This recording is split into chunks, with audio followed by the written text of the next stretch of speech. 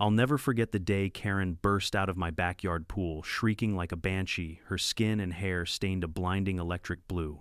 She looked less like the queen of the HOA and more like she'd just auditioned for the role of a Smurf gone rogue. The neighbors froze, jaws dropping as water splashed across my patio, and Karen screamed, "What did you do to me?" Now you might be wondering how on earth the president of our HOA ended up looking like a walking can of blue paint. Well, let's rewind, because this wasn't the first time Karen had borrowed my pool without permission. Oh no, this little suburban war had been simmering for months.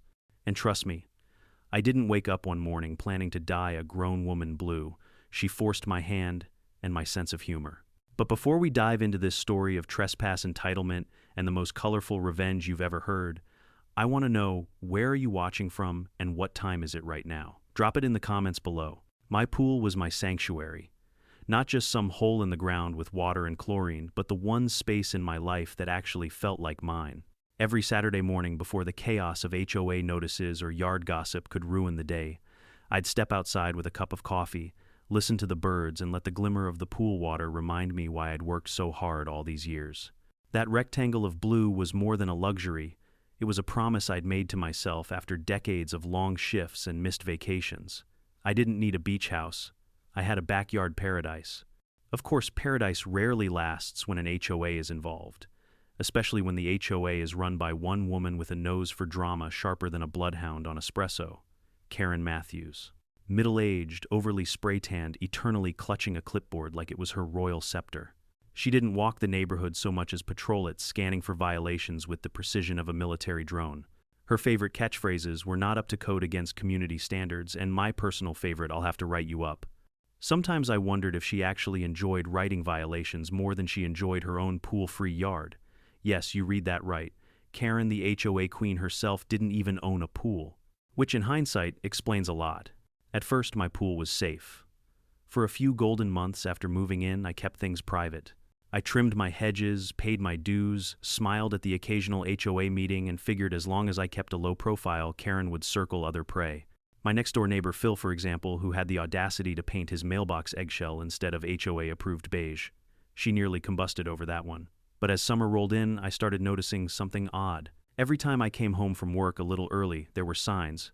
Damp footprints across my patio, a wet towel draped across my chair, once an empty can of diet soda floating lazily in the shallow end. At first, I thought maybe the wind had blown something over, or maybe raccoons had learned how to open coolers. I tried to convince myself it was nothing, but the universe has a dark sense of humor. One Saturday, as I stepped outside with my usual coffee in hand, I caught the unmistakable sound of water splashing. My first thought was maybe a stray cat fell in, but no, when I rounded the corner there she was. Karen Matthews, the president of our HOA, floating in my pool like she owned the place. Her hair was tucked into a hot pink swim cap. She had sunglasses on a neon pool noodle under her arms, and she was humming to herself. It was like walking into my own backyard, only to find a flamingo had learned how to gossip. I froze. Part of me didn't even want to interrupt because the absurdity was almost entertaining. But then she spotted me, and instead of embarrassment or, God forbid, an apology, she smiled. "Oh, there you are," she said casually, as if I were the intruder. "I was just making sure the water chemistry was up to code." You wouldn't believe how many homeowners let their pH balance slip. Terrible for the community. My jaw dropped. I actually checked to see if I was still holding my coffee because it felt like the kind of dream you wake up from. But nope, the mug was warm in my hand. This was real. "Karen," I finally said, forcing my voice calm. "This is my pool, private property. You can't just..." She interrupted with a wave of her perfectly manicured hand. "Oh, don't be silly. I'm only here for the good of the neighborhood. When a pool sits unused, it lowers morale. People start to whisper, 'Why does he get a pool while we swelter in the heat?' Sharing creates harmony. Harmony." That was the word she chose while dripping chlorinated water all over my patio furniture. I wanted to laugh, but mostly, I wanted to scream. Instead, I took a deep breath and said what any rational homeowner would say, "Get out." To her credit, she didn't argue right away. She climbed out slowly, acting as if she were doing me a favor, like some royal figure stepping out of her carriage. Water dripped down onto her designer sandals. She gave me a sweet smile that could have soured lemonade. "Well," she said, patting her hair under the swim cap, "don't be selfish. Think of the community. We'll talk more at the next HOA meeting." Then she picked up her towel, wrapped it around her shoulders, and walked off across my yard as if nothing had happened. That should have been the end. I should have reported her trespassing, immediately called the cops, or at least changed my locks and built a wall like I was defending a fortress. But I didn't. Part of me thought maybe she'd gotten her little taste and would leave it at that. Maybe she was bored, maybe she was lonely. I almost pitied her. Almost. What I didn't realize then was that this was only round one. Karen wasn't just a casual trespasser, she was a repeat offender in the making. And soon my backyard would become her personal vacation resort. For the record, I'm not a confrontational guy. I've lived long enough to know that yelling matches rarely solve anything. But with Karen, confrontation wasn't a choice, it was survival. And as the days went on, I could feel my peaceful oasis slipping away one unauthorized cannonball at a time. Because here's the thing about HOA presidents, they don't just break rules. They rewrite them, reshape them, and twist them until reality looks exactly how they want it to. And Karen, she wanted my pool. And if she thought she was going to keep getting away with it, well, she had another thing coming. If you've ever had one of those neighbors who treats your property line like a suggestion instead of a rule, then you'll understand the special kind of rage that brewed inside me the second time I caught Karen in my pool. The first time I told myself it was a one-off. Maybe she had a moment of weakness, maybe the heat wave had fried her brain. I figured my firm, get out, would be enough to scare her straight. But no, Karen doesn't scare. She escalates. It happened on a Wednesday afternoon. I came home earlier than usual because the office AC had broken down and everyone was melting like popsicles. As I pulled into my driveway, I heard it splashing, not the gentle drip of sprinklers or the hum of the pool pump. No, this was enthusiastic, full-body splashing, the kind of sound you only hear when someone is deliberately enjoying themselves. I walked around back, and there she was again. Karen in all her HOA glory was perched on my inflatable flamingo float, a pair of oversized sunglasses on her face, and a margarita glass in her hand. I kid you not, she was lounging like Cleopatra on the Nile, drifting slowly across my pool as if she had paid rent. The sight was so absurd I had to blink twice just to make sure I wasn't hallucinating from heat stroke. But the clink of ice cubes in her glass confirmed this was real. "Karen," I shouted. She looked up lazily, pushing her sunglasses down her nose to peer at me. "Oh, hello," she said, with the kind of tone you use when a waiter finally brings your order. "You're home early." "As opposed to never," I snapped. "What are you doing in my pool again?" She sighed, clearly annoyed that I had interrupted her vacation fantasy. "Relax, Dave," she said, as if we were old friends sharing a joke. "This pool shouldn't just sit here unused. You barely even swim in it." I was speechless for a second, then managed to sputter, "Unused, Karen, it's mine. It doesn't matter if I never touch it, it's still not yours to use." She sipped her margarita completely unfazed. Well, technically she began, and I knew nothing good had ever followed that word, the HOA covenants say. Amenities visible from the street impact property values, which means your pool is part of the community aesthetic. And if it's part of the community aesthetic, then I have a say in how it benefits the neighborhood. I swear I felt my blood pressure spike so high my ears rang. "That is the dumbest legal argument I've ever heard," I said. "And I once got a parking ticket because the curb paint was faded to the point of ambiguity." Karen only smiled. "You'll come around. Nobody likes a selfish neighbor. Selfish." She called me selfish while sipping a cocktail in my pool. The audacity was almost impressive. Almost. I marched to the side of the pool, held out my hand, and said, "Glass. Out. Now." To my surprise, she didn't argue. She placed the glass in my hand, climbed out dripping wet, and grabbed her towel. But just when I thought she might finally retreat, she leaned in close and whispered, "Don't think this is over." And with that, she strutted out of my yard, leaving wet footprints like a trail of arrogance behind her. That night, I sat on my porch trying to calm down. I replayed the conversation over and over, trying to understand how a grown woman could rationalize trespassing with HOA jargon. But then I remembered Karen wasn't just a neighbor. She was the president of the HOA, which meant she had an unlimited supply of fake confidence and an audience of spineless board members who'd nod along with whatever she said.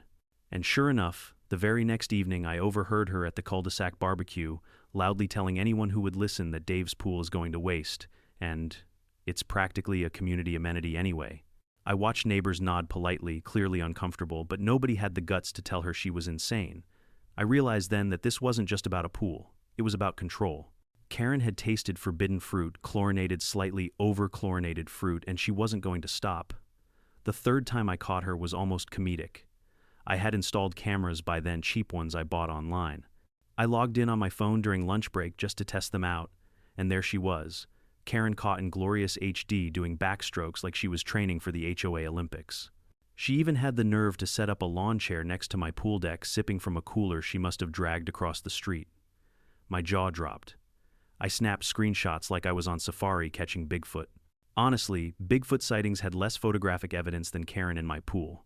By the time I got home, she was gone, but the evidence remained. Wet footprints, a half-eaten granola bar, and the faint smell of sunscreen. I confronted her later, showed her the footage, and do you know what she said? "Oh, that's not me. Could be anyone. Anyone who else in the neighborhood wears leopard print swimsuits and parades around like Cleopatra on a flamingo float." At that point, I realized logic wasn't going to win. Karen didn't care about right or wrong. She cared about winning, about bending reality, until it bowed down to her authority. And if I didn't put a stop to it, my backyard would officially become the community pool. That night, lying in bed, I made a vow. I wasn't going to let her walk all over me.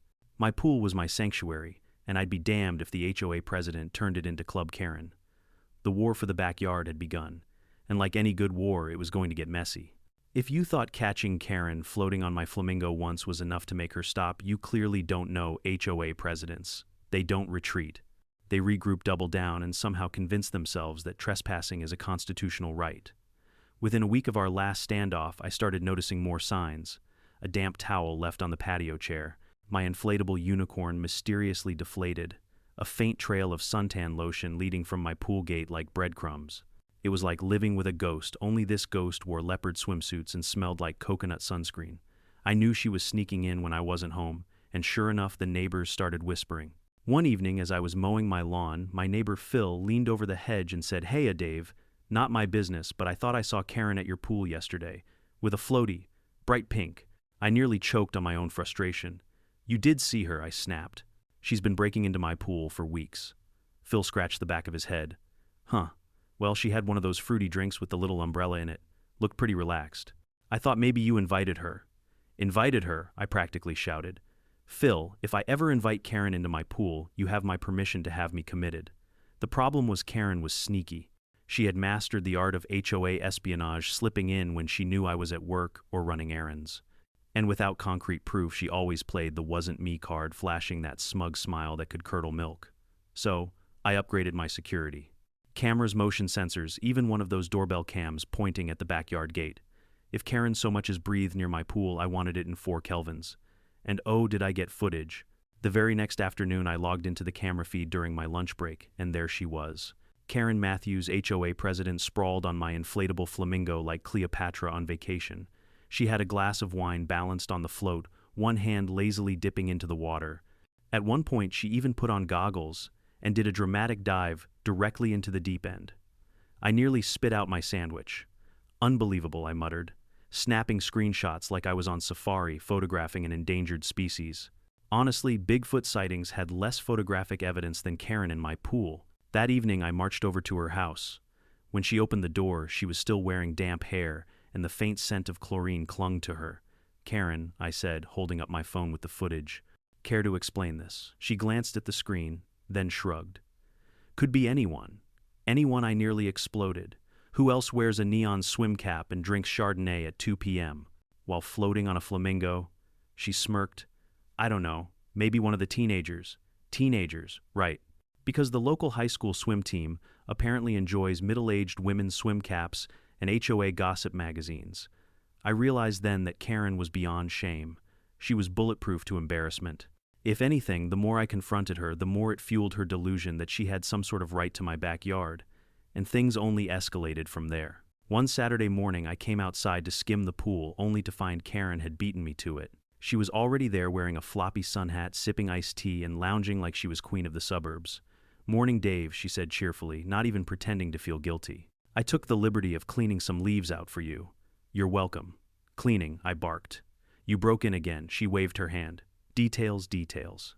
Besides, the HOA bylaws say we're all responsible for keeping neighborhood amenities in good condition." "Neighborhood amenities," I shouted. "This is my private property." That's when I noticed we had an audience. Several neighbors were out watering their lawns, pretending not to watch, but clearly eavesdropping. Karen must have noticed too, because she raised her voice theatrically. "Don't worry, neighbors," she called out.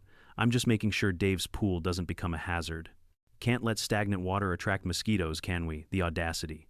She wasn't just trespassing anymore, she was spinning it into a community service project. And the worst part, some of the neighbors actually nodded like she had a point. I could feel my blood pressure skyrocketing. My sanctuary, my hard-earned oasis, was being turned into the neighborhood's free spa by the woman with the world's most inflated ego. That night, as I sat in my living room scrolling through the footage of Karen's pool escapades, something shifted inside me. I was tired of being the reasonable one. Tired of yelling while she smirked. Tired of playing defense. It was time to go on the offensive. But before I could come up with a plan, Karen raised the stakes yet again. At the next HOA meeting, she stood up in front of everyone and said, "I propose that underutilized amenities like Dave's pool should be made available to the community. It's only fair." My jaw nearly hit the table. I looked around expecting outrage, but the board members just shuffled awkwardly. No one wanted to confront her. They all knew she was out of line, but they were too spineless to say so. That was the moment I realized I was on my own. If I wanted to protect my pool, I couldn't count on anyone else. Karen wasn't going to stop until she got what she wanted or until I stopped her myself. And trust me, I was already cooking up something she'd never forget. If you've never been to an HOA meeting, let me paint you a picture. Imagine a middle school debate club, a bad episode of Judge Judy, and a garage sale where everyone's secretly judging your lawn. That's pretty much it. Normally, I'd avoid them like the plague. Nothing kills a Tuesday night faster than listening to your neighbors argue over mailbox paint shades and the maximum length of grass blades. But after Karen's little proposal about my pool becoming a community amenity, I knew I couldn't skip it. So there I was, sitting in the cold folding chair of the community clubhouse, sipping burnt coffee out of a styrofoam cup, waiting for the circus to begin. The fluorescent lights buzzed above us, the folding tables were littered with copies of bylaws, and Karen sat at the head of the table like she was chairing the United Nations. Clipboard in hand, hair sprayed to within an inch of its life, she smiled like a cat who'd just licked the cream. "Item 3 on the agenda," she announced, tapping her pen. "Community amenities and their underutilization." I nearly spit out my coffee. Oh, she wasn't wasting time. As many of you know, she continued, "Our neighborhood prides itself on harmony and shared resources. It has come to my attention that certain amenities visible to all are being underused. Specifically the pool on Maple Drive." Every head in the room turned toward me. "Great, just great." Karen flashed that fake smile again. Now, technically, yes, the pool is privately owned. But when something so prominent sits unused, it drags down community morale. I believe it would be fair to allow reasonable supervised community access. For harmony? She said harmony like she was auditioning for a yoga commercial. I stood up so fast my chair screeched across the tile. "Absolutely not," I said, trying to keep my voice steady. "That pool is mine. Private property. Not a clubhouse, not a park, not an amenity. Mine." Karen tilted her head sympathetically as if I were a child refusing to share his toys. "Now, Dave, nobody's saying we'll take it away from you. We're simply suggesting occasional access. For birthdays, small gatherings, birthdays," I barked. "What's next? Weddings, HOA pool parties? Should I start charging for cabana rentals?" A few neighbors chuckled nervously. Karen's eyes narrowed. One of the board members, Greg, cleared his throat. "Maybe we could form a subcommittee to discuss." "No subcommittees," I cut him off. "There is nothing to discuss. My pool is not for rent, not for loan, not for public consumption. End of story." The room fell silent. You could practically hear the tension dripping off the fluorescent lights. Karen, unfazed, scribbled something on her clipboard. "Well, if you're unwilling to cooperate, I'm afraid we'll need to review the bylaws more closely. After all, private property must still adhere to community standards. Safety codes, fence, heights, noise levels, chemical balances." I clenched my fists. She wasn't just hinting, she was threatening. And sure enough, within days, the violation notices started rolling in. Pool fence exceeds approved height by 2 inches. Pool filter makes disruptive humming audible from the street. Excessive glare from pool water may distract drivers. Yes, she actually wrote me up for my water being too shiny. I would have laughed if it hadn't been so infuriating. It was clear what she was doing, weaponizing her clipboard to pressure me into compliance. She wanted me to fold to cave in and let her use my pool for the good of the neighborhood. But here's the thing, I don't fold. Not when it comes to something I've worked for. Not when it comes to my peace. The more she pushed, the more determined I became. If she thought paper violations and smug speeches would break me, she clearly hadn't met the stubborn streak I inherited from my father. Still, the HOA meetings got uglier. At one, Karen actually held up a blown-up photo of my pool taken from the street and said, "Doesn't this look lonely? Pools are meant to be enjoyed, not hoarded." "Hoarded," I shouted. What am I supposed to do? Let the entire neighborhood in like it's a YMCA? She ignored me, turning to the board.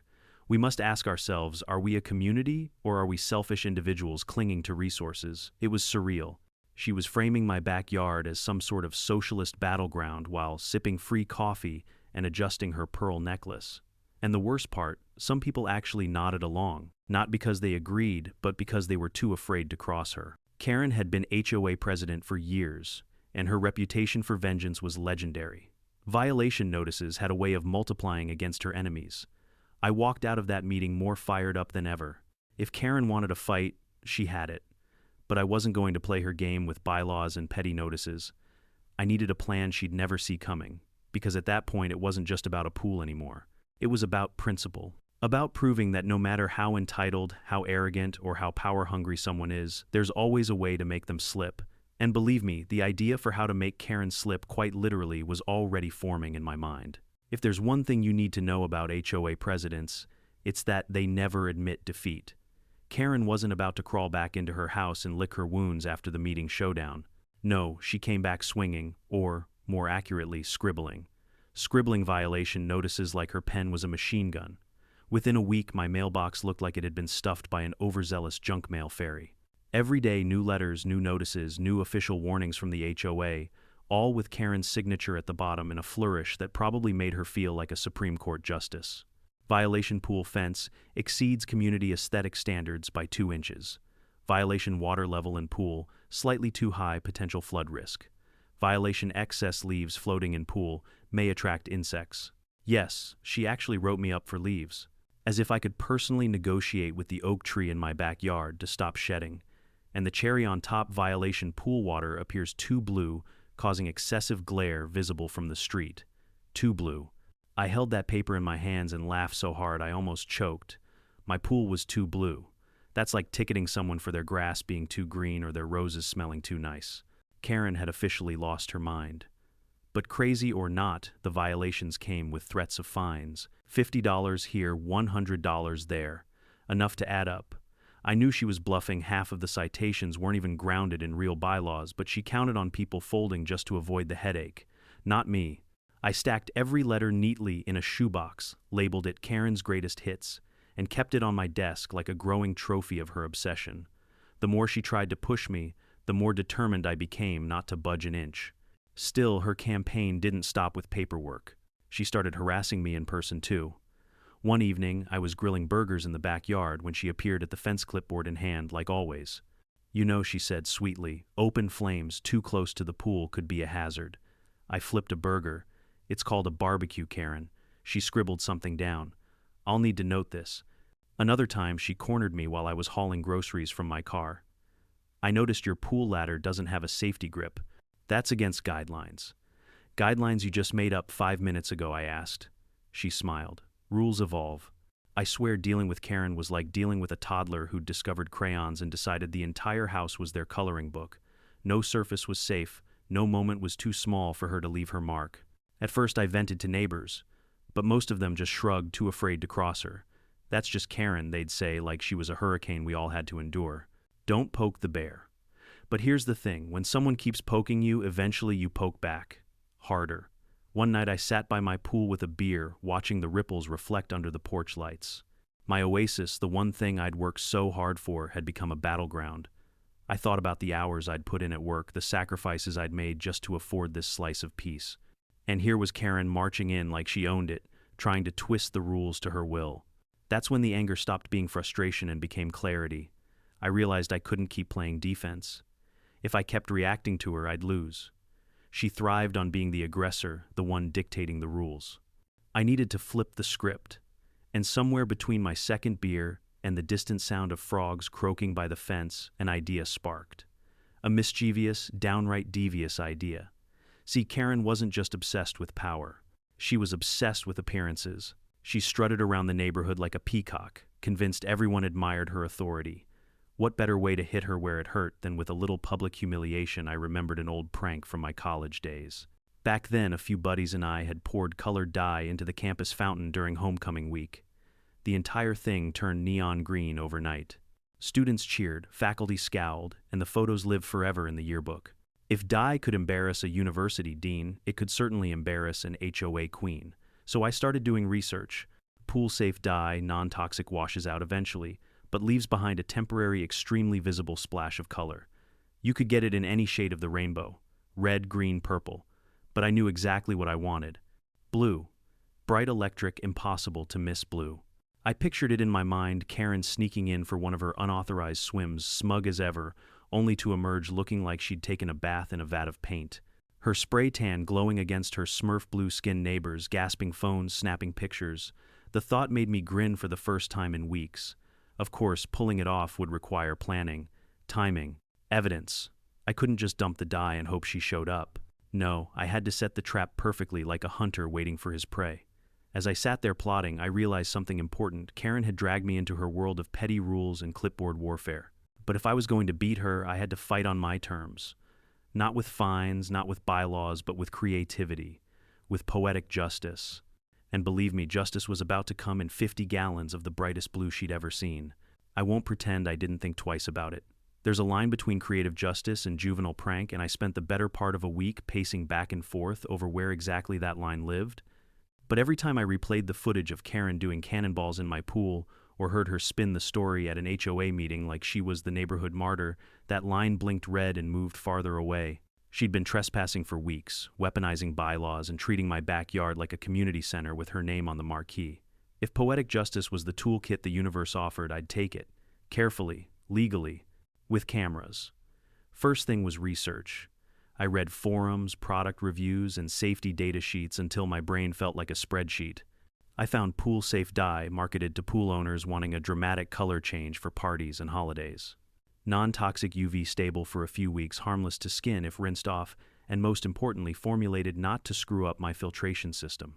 It sounded too good to be true, but the vendor swore it was used in municipal fountains and holiday displays without lawsuits. I double-checked the ingredients, called the company, and even messaged a pool technician to confirm the stuff would drain through the filter without staining the liner permanently. Everyone said the same thing: temporary, washable, visible as hell. So I ordered 50 gallons. 50 gallons felt excessive until I did the math. A shallow, high-viscosity dose that would make the water glow, not tint. Enough that anyone who jumped in would be unmistakably blue for the better part of a day. I chose electric cobalt, not too green, not too navy, the kind of blue that photographs like a neon billboard. Next came logistics. This wasn't about ruining a person's life. It was about exposing hypocrisy and reclaiming my property in a way that would break her aura of invulnerability. To avoid any real harm, I scheduled the dye to be introduced overnight and timed it to be fully mixed by mid-afternoon. That way, anyone who blundered in would come up looking like a cartoon and not suffering chemical burns or anything remotely dangerous. I made a checklist safety data sheet on hand towels and hoses, primed courtesy calls drafted to neighbors who might be offended by the spectacle I didn't want a witch hunt, and crucially cameras angled from 3 different positions. The cameras were the part I enjoyed the most. I set up a bank of small action cams around the pool, one hidden under the eaves, one perched inside a fake plant, and one obvious one on the fence, so the footage would look candid and undeniable. Each ran to a cloud recorder. Each battery was triple-checked. I practiced angles to capture not only Karen's face, but the full tableau, the float, the glass, the footprints leading from the gate. I wanted evidence so crisp the HOA board couldn't spin it into sympathy for her. I also thought through contingencies. What if a child wandered in? I texted my neighbor across the street, Phil, a short note. Heads up. I'm doing something tomorrow afternoon around the pool. Don't worry, safe. Might be loud. Can you keep your kids inside? Promise to explain later. He replied with a thumbs up and a question mark emoji. The kids were teenagers. They'd be at soccer practice anyway. Better safe than sorry. The night before, I played out the whole scene in my head until I could recite Karen's possible lines. Would she scream, claim harassment, call the cops? The more I played it, the more I realized I couldn't let fear of escalation stop me. She'd already escalated repeatedly. This was the counterpunch, loud, visible, and not illegal. Trespassers get trespassed back in the form of exposure. On the morning of the operation, I acted like any normal homeowner prepping for a barbecue. I tested the pool chemistry one last time, sterilized the skimmer basket, and wore old clothes I didn't mind ruining. I poured the blue concentrate into the skimmer, while the pump circulated, watching the water bloom from clear to something out of a surreal postcard. It moved fast. The surface caught the electric blue and spread like an ink stain. I stood for a long minute and felt both ridiculous and giddy, a stupid grin splitting my face. Then I set the stage for temptation. A towel I knew Karen favored, orange, tacky, and flamboyant, was left folded near the chair. I arranged an empty glass by the float. I didn't plant her jewelry or anything malicious. I left a scene that read to a prowler like an irresistible invitation. Not a trap in the violent sense, but a cinematic one, irresistible, visible, and likely to lure. I sat inside with blinds half drawn and the monitor on my lap like a kid watching a movie he helped write. Each camera feed was a different window, the pool surface shimmering cobalt, the fence gate slightly, ajar, the garden path glistening.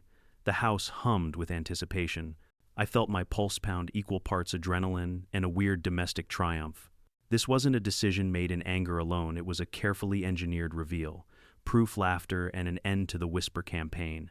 But in between the plotting and the practicalities, I still had a human moment. As the sun warmed the deck, a brief doubt washed over me. What if I'd gone too far? What if I'd humiliated someone so badly they'd retaliate? My stomach tightened. I thought of my dad's voice. 2 wrongs never make a right, son. For a beat, the memory kept me still. Then I thought of the violation, notices, the smugness, the meetings where Karen framed me as the villain for simply owning what I owned. The memory hardened something in me. Sometimes standing your ground means doing something a little ridiculous to make a point. By late afternoon, I was ready.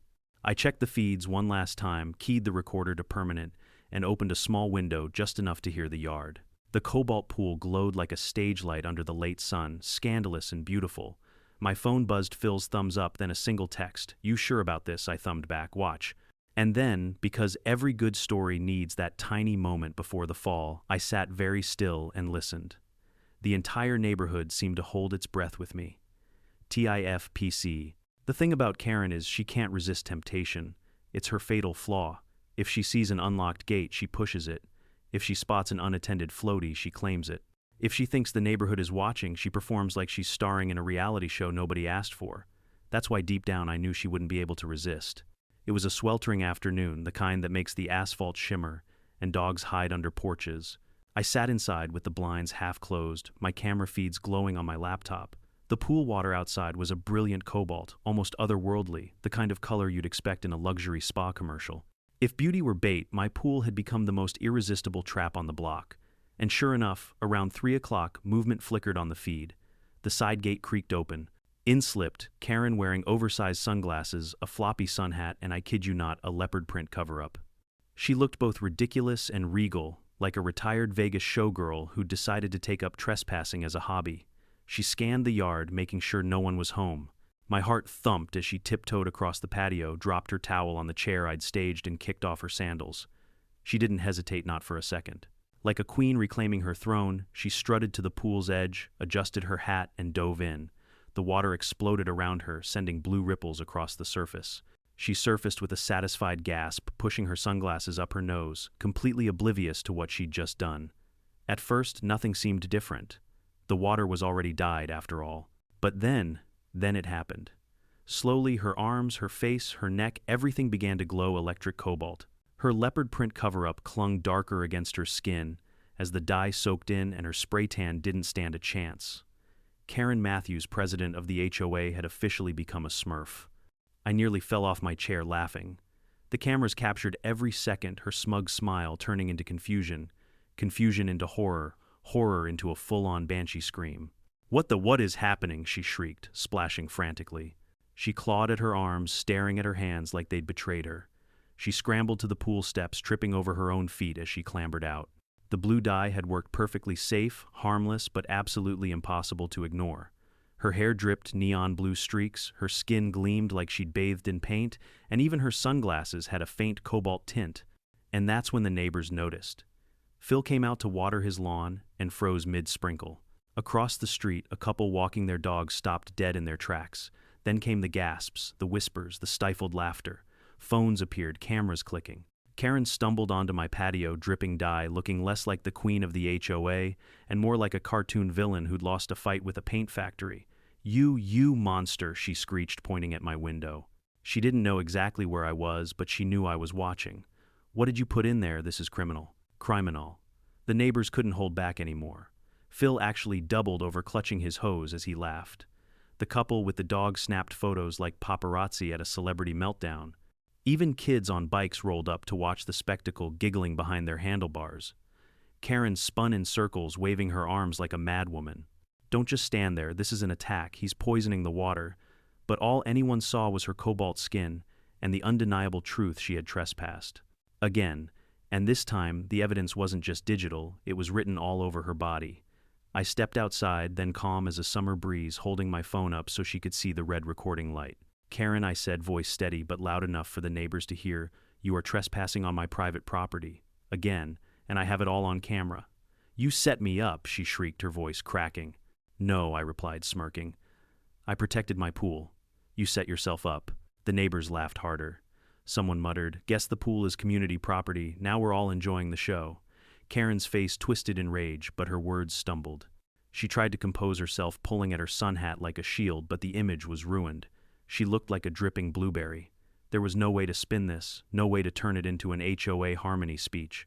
She stormed toward the gate, leaving cobalt footprints all over the patio, the deck, and even the sidewalk. Every step was recorded by phones and cameras, immortalized in neighborhood memory. By the time she disappeared into her house, the laughter was still echoing across the cul-de-sac. I shut the gate behind her, exhaled, and finally let myself grin fully. It had worked. Not just the die, but the plan. The cameras, the timing, the witnesses, it all came together perfectly.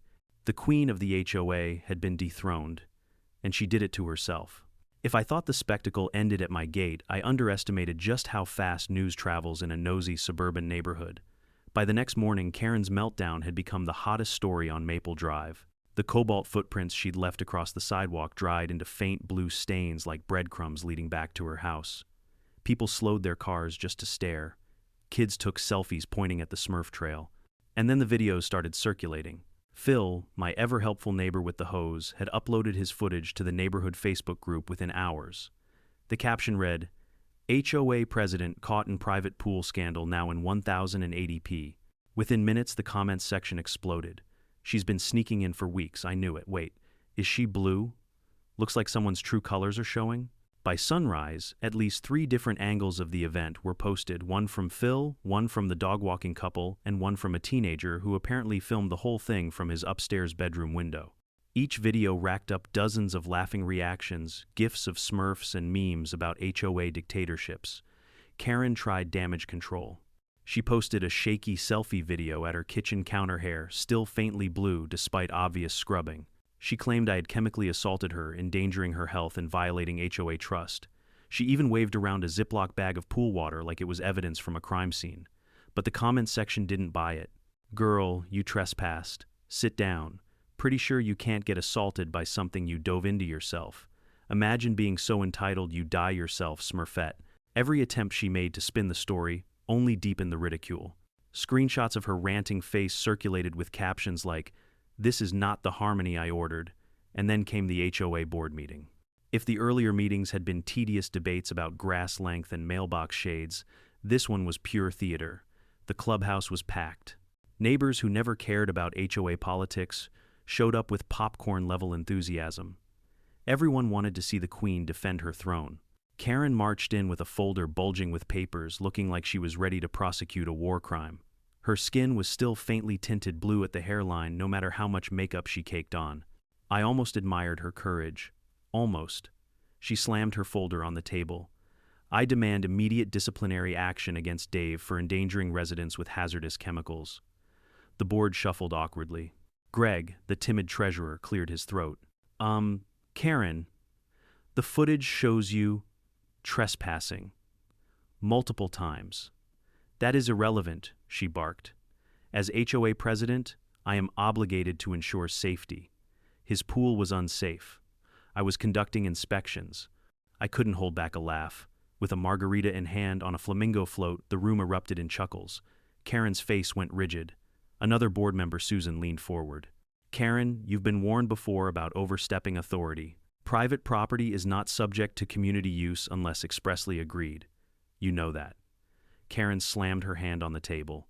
"So you're all just going to ignore the chemical attack? The humiliation I've endured." Phil, sitting in the back row, shouted. "We didn't ignore it, we filmed it." The room roared with laughter. That was the breaking point. The board, sensing the shift in power, finally grew spines. Susan motioned for quiet. Given the evidence of repeated trespassing, abuse of authority, and harassment of a homeowner, I moved that Karen Matthews be removed as president effective immediately. The vote wasn't even close. Every hand went up except Karen's, and one neighbor even raised both for emphasis. The motion passed. Karen sat frozen, as if someone had unplugged her. Her clipboard lay untouched, her pen silent. For the first time since I'd known her, she looked powerless. The crowd clapped. Some even cheered. It was surreal. The same neighbors who once whispered about her behind hedges were now openly celebrating her downfall. Memes from the Facebook group were already being shared around the room. One had her blue-streaked face photoshopped onto a Smurf village background with the caption, HOA Harmony Achieved. Karen gathered her folder head low and stormed out without another word. Her reign had ended not with dignity, but with die. Over the next week, the ripple effects spread. The violation notices in my mailbox stopped. The HOA board scrambled to rebuild credibility, promising transparency and respect for homeowner rights. Neighbors I barely knew came up to shake my hand, some laughing, some offering beer as congratulations. One kid even asked if he could borrow my pool for his birthday party. I told him no, but at least he asked. As for Karen, she vanished. Her curtains stayed drawn, her car rarely moved, and the faint blue tint at her hairline lingered like a stubborn reminder. Rumor had it she was considering selling the house and moving to another HOA across town. I almost felt sorry for her new neighbors. Almost. Standing on my patio one evening, beer in hand, I watched the sun dip behind the now peaceful cobalt surface of my pool. For the first time in months, I felt like the sanctuary was mine again. The trespasses were over. The laughter of the neighborhood had washed away the tension, and best of all, the queen had been dethroned by her own arrogance. But I wasn't done reflecting yet, because, while the die had done its job, the story had also taught me something deeper about boundaries, bullies, and the price of letting someone walk all over you. Peace feels strange when you've lived in chaos for too long. For months, every trip to my backyard had carried the weight of paranoia. Would Karen be in the pool again? Would a violation notice be in the mailbox? Would a neighbor whisper something they overheard from Karen's latest tirade? But now, silence. Sweet, unbroken, chlorine-scented silence. The week after her downfall, I sat in my favorite lounge chair by the pool, beer sweating in my hand, toes dipped into the shimmering water. No more unwanted footprints, no more ridiculous two blue violations. Just me, my pool, and the hum of cicadas. It felt like I'd finally exhaled after holding my breath all summer. Of course, the neighborhood wasn't done talking. Karen had become legend. At block parties, someone would inevitably bring up the Smurf incident, and laughter would ripple through the crowd. The memes multiplied. Karen's blue-streaked face photoshopped onto movie posters, Karen leading a Smurf army. Karen's quote, "For harmony," pasted under every picture. She had unintentionally become our suburb's inside joke. But the fallout wasn't just laughter. People started rethinking the HOA itself. At the next meeting, notably quieter without Karen's gavel of doom, the board admitted they'd allowed her too much unchecked power. Neighbors spoke up for the first time in years. Greg, the timid treasurer, actually proposed reducing fines and simplifying rules. Susan suggested rotating leadership instead of letting one person cling to power indefinitely. The air felt lighter, freer, as if Karen's blue-tinted reign had been the fever that finally broke. As for Karen, she disappeared into her house. Curtains closed, blinds drawn, yard neglected. For weeks, she was a ghost, venturing out only to collect mail at odd hours.